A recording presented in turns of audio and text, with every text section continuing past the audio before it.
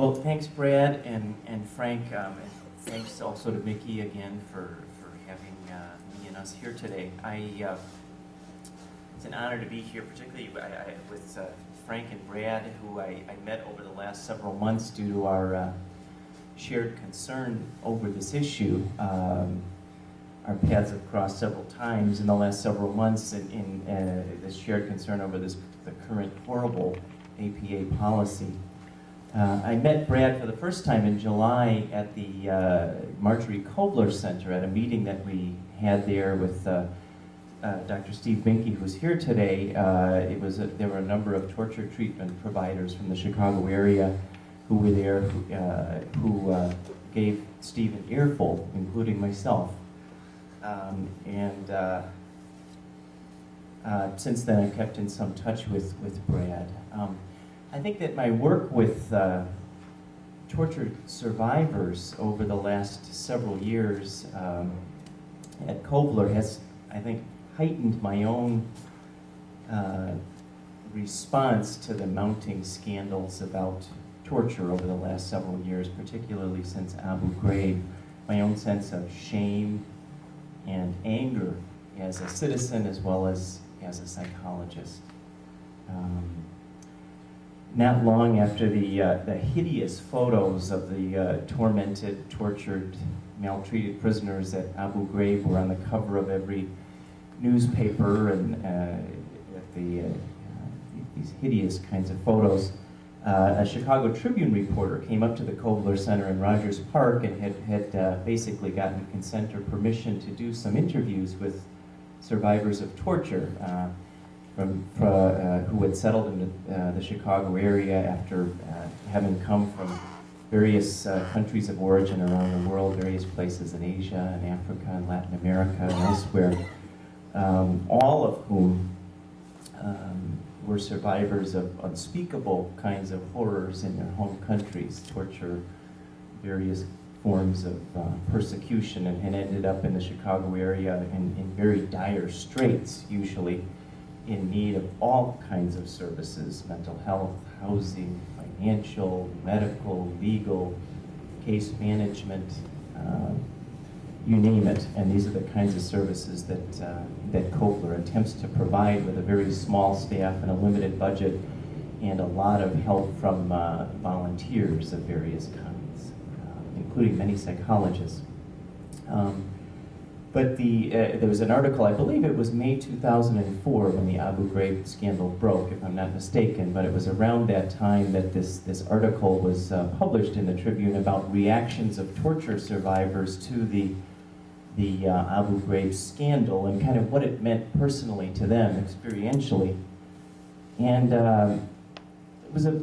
there were 5 or 6 survivors interviewed. It was a pretty diverse selection of people. All of whom suffered to one degree or another from post-traumatic stress disorder. I think there were kind of 2 common features, I think, in the comments that each of these people gave to the reporter.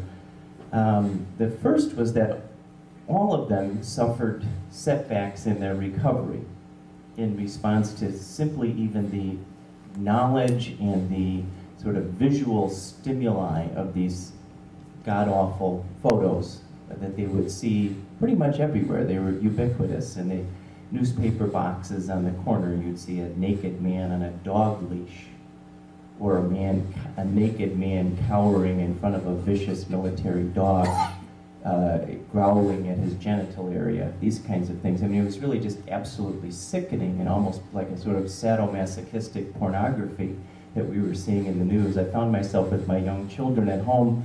Channel 11 finished one evening at 6 p.m. and suddenly the McNeil-Lehrer news report or news hour came on, and I said, oh my God, I gotta get in there and turn that damn thing off because there are gonna be these photos and my 6-year-old son is gonna see this kind of thing. So it was just absolutely ghastly. So one of the common features were these sort of setbacks, these kind of flashbacks that were triggered in these PTSD survivors by images of torture and maltreatment. There was one woman who actually found herself on the street. She reported that she would have to cross the street to avoid seeing the photos on the cover of newspapers because she was afraid that it would trigger a complete nervous breakdown or collapse, because she had caught a glimpse of one of these photos once, and she had been unable to sleep for like 48 hours afterwards. I think the other thing that I wanted to focus in on a little bit more was that all of these torture survivors also reported that their faith in America as a kind of refuge from such horrors had been shaken. There was a profound sense of moral letdown in the United States. A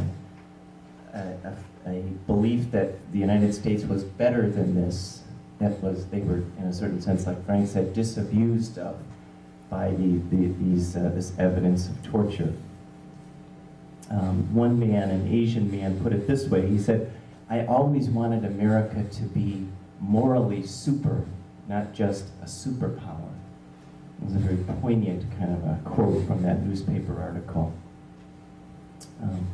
It's an interesting book, by the way, by Robert J. Lifton, a wonderful psychiatrist who writes a lot about all these kinds of issues. It's titled Superpower Syndrome, and basically it's a kind of a new diagnostic term that he coined to diagnose the United States in the post-9/11 era. And I suppose some of the sort of characterological or attitudinal sort of features of superpower syndrome are things like arrogance, belligerence, hypocrisy, and contempt for human rights and international law. That's quite a string of adjectives.